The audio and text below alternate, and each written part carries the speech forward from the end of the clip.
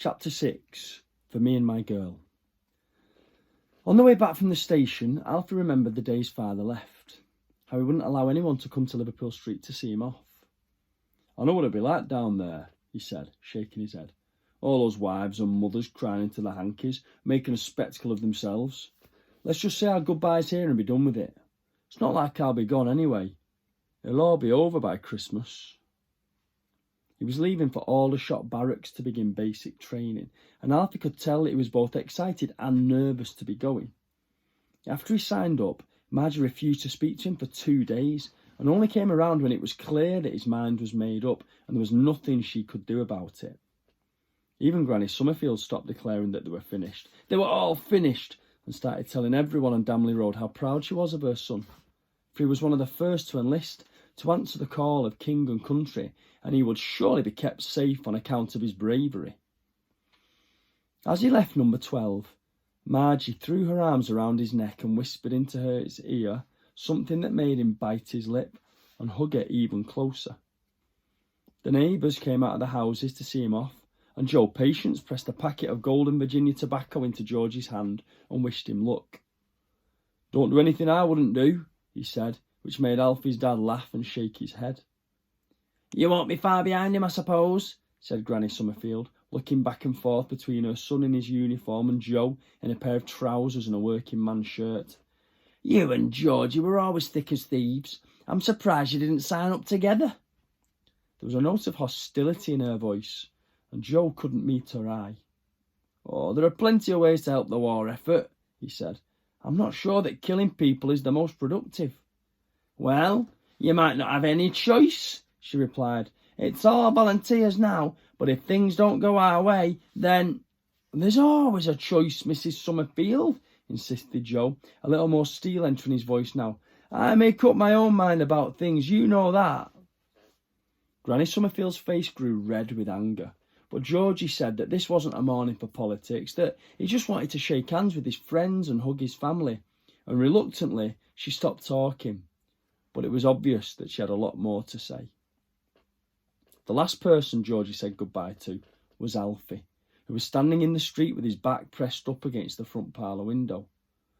"You're the man of the house now," he said, looking him directly in the eye, and Alfie felt his stomach sink at the idea of so much responsibility. "You'll watch out for your mother while I'm away, won't you? And your granny?" "Yes," said Alfie. "But you'll come home again, won't you?" "Oh, before you've even noticed I've gone." And with that, he strolled down the street with his kit bag on his back as if he was simply going to the dairy for a day's work, before stopping and turning, lifting a hand in the air to wave goodbye, and then disappearing round the corner. But that was nearly 4 years ago now, and Alfie hadn't laid eyes on his father since then. Well, there were letters, of course. The first came from Aldershot. He told his family that the train journey had been great fun and that everyone was excited about what was ahead of them. Most of the new recruits were from London, but there were a couple of boys from Norwich and Ipswich, and even a Plymouth lad who'd only moved to Clapham 6 months earlier to take up a job on the buses. A fellow called Sergeant Clayton was in charge, and he made them line up in the courtyard and tell him their names. He played the Tartar something awful, Georgie said, shouting at anyone who didn't say, "Yes, sir, no, sir, 3 bags full, sir."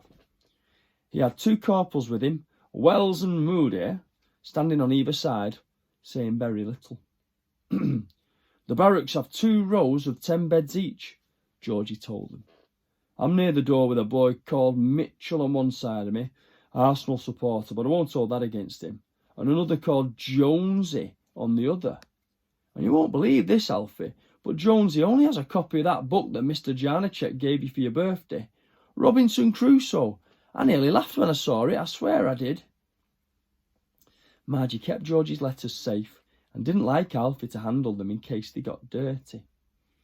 When Granny Summerfield was holding one up to her eyes so she could see it better, he could see his mum watching nervously, wishing that she'd just let her read it aloud to her like she'd offered to do at the start. "It makes it sound like it's just a big game," said Granny Summerfield when she finished one of the early letters, and Margie took it back quickly and placed it between the pages of her Bible. "I thought I brought him up to be smarter than that." If he was smart, then he wouldn't have signed up in the first place, said Margie. Of course, things were different now that Alfie was 9. No one was volunteering anymore. There was conscription. You reached the age of 18 and that was it. You had to go to the war. Alfie spent a lot of time thinking that if they didn't sort things out in the next 9 years, then he'd be going to the war too, an idea that frightened him. It didn't matter anymore if you were married, so there was no point in taking your sweetheart to the church to get out of serving. Even if you did, you'd be going off to France on your honeymoon, alone. Unless you were Joe Patience, that is, who had only just come back to number 16 after 2 years away, although he hadn't been serving in France or fighting in Belgium. Instead, he'd been locked up in Wormwood Scrubs because he refused to become a soldier. They only let him out again because he'd suffered so many beatings inside. The last one had come so close to killing him that there'd been the threat of a prison scandal. Now Joe was back living 2 doors up, but almost never left his house, and certainly never sat outside playing his clarinet like he did before the war began.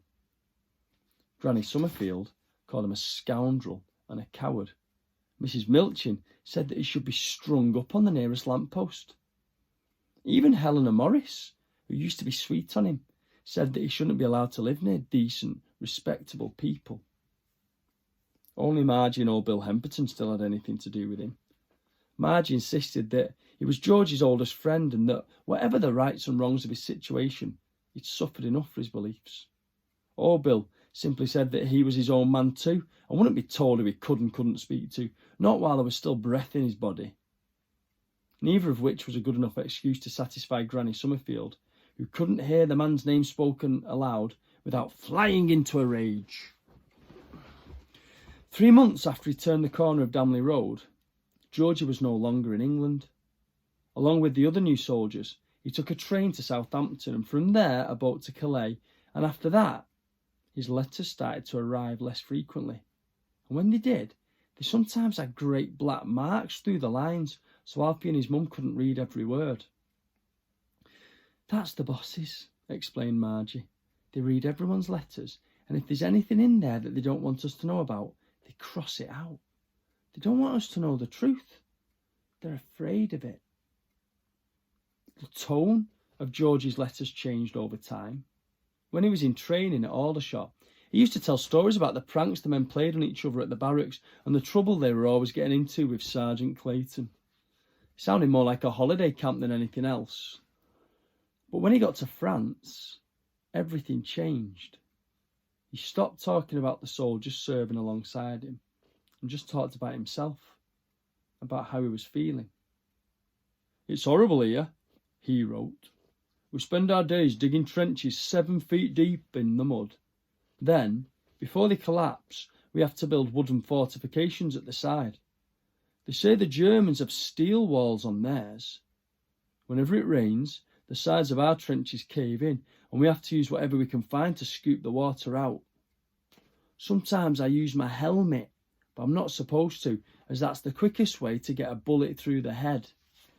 Oh, there's rats everywhere, and worse. I could live with the rats. I don't know what half these creatures are. Why did I come here? I don't know.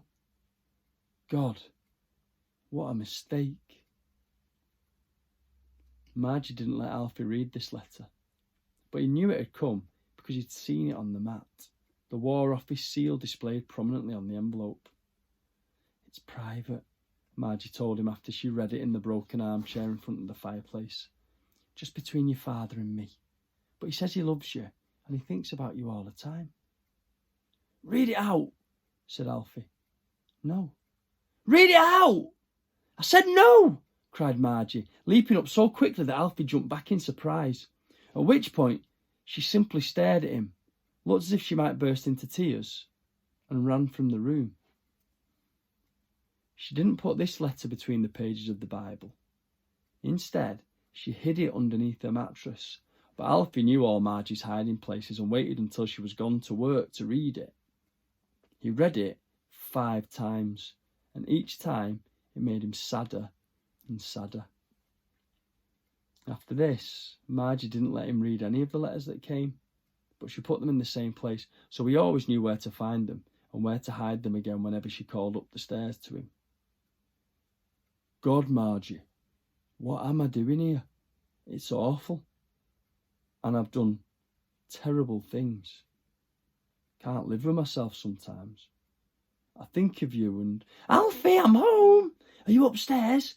Come down and tell me how your day was.